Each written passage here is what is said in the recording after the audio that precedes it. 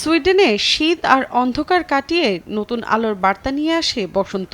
ঋতুরাজ বসন্তকে বরণ করে নিতে তাই আগুন জ্বালানোর ব্যতিক্রমী এক উৎসব পালন করে থাকেন দেশটির বাসিন্দারা।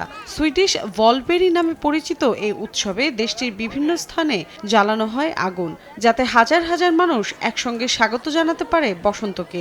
শুধু আগুন জ্বালিয়েই শেষ হয় না উৎসব, আনন্দের মাত্রা বাড়াতে একদিনের জন্য আয়োজন করা হয় মেলার। হাজার বছরের ঐতিহ্য এ উৎসবের শুরু হয় সুইডেনের গ্রামীণ কৃষকদের হাত ধরে। খারাপ আত্মা থেকে নিজেদের দূরে রাখা এবং গৃহপালিত পশুকে হিংস্র প্রাণী থেকে রক্ষা করতে একসময় গ্রামের কৃষকরা শুরু করেছিলেন এ আগুন জ্বালানোর প্রথা। এ সময় গ্রামবাসীও একসঙ্গে জড়ো হয়ে ড্রাম ও ঘণ্টা বাজিয়ে চিৎকার করে প্রাণীদের ভয় দেখানোর চেষ্টা করতেন। 1, 2, 3 ঢাকায় জমি জিতে নিন 100% ক্যাশব্যাক সহ 20 কোটি টাকার পুরস্কার। ধর্মীয় বিশ্বাস থেকেই এ উৎসবের সূত্রপাত হলেও কালের পরিক্রমায় এটি পরিণত হয়েছে সুইডেনের গণ উৎসবে। সময় সংবাদ, সুইডেন।